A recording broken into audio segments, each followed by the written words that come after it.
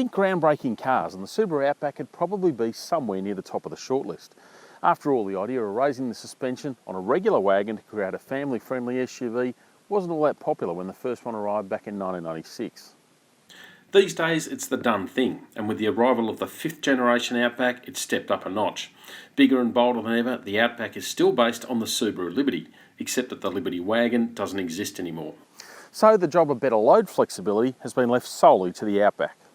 The latest Outback is also bigger than ever, making it more appealing to those who crave space. That is, after all, the prime reason people are buying SUVs. But there's one thing the Outback doesn't get that's so popular these days on SUVs: a third row of seats. So seating is strictly limited to 5, albeit generously accommodated, even for those confined to the back seats.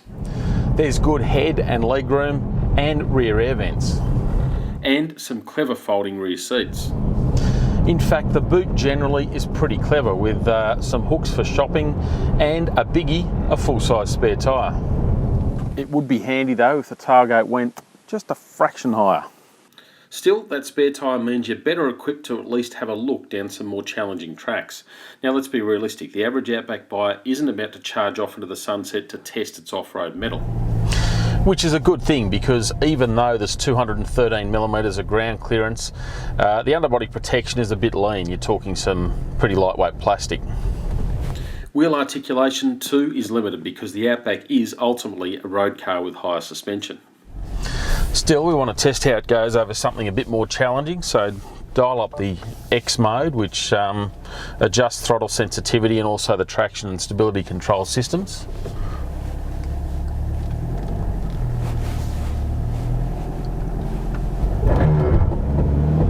Straight away you can hear those electronics, the brakes getting grabbed by the traction control, and it's all fairly dramatic, but it does it pretty easily. It worked out very quickly which wheels had traction and sent the drive that way. On the road though, the Outback is an accomplished performer. That independent suspension's fantastic, and it really settles the car quite nicely. Even though you're sitting up a little bit higher in the Outback, it is far more passenger car than off-roader. It does feel really nice, whether you're around town or cruising in the country. The engine too is solid if uninspiring. The 2-litre diesel makes a modest 110 kilowatts of power, so it's hardly a rocket.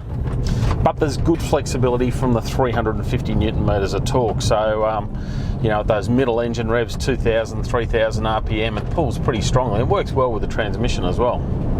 It's also respectably quiet, which makes it a comfy way to while away the miles. But the best bit is the fuel use.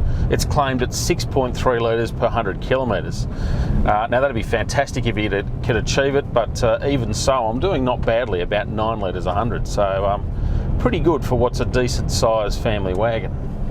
And that's even without a stop-start system, something only on the petrol 4-cylinder model. It's that 2.5 litre unit that is the most popular in the Outback range. There's also a 3.6 litre 6-cylinder for those chasing a bit more power. Ultimately though, the diesel is a great option, and one that slots nicely in between the two petrol models when it comes to pricing.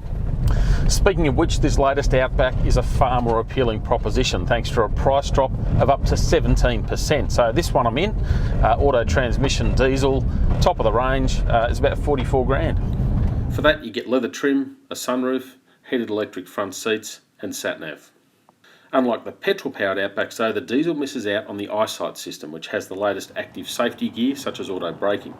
But the rest of the gear more than makes up for it. Throw in a name that really resonates with Aussies, Outback, and it makes the latest Subaru wagon a tempting proposition.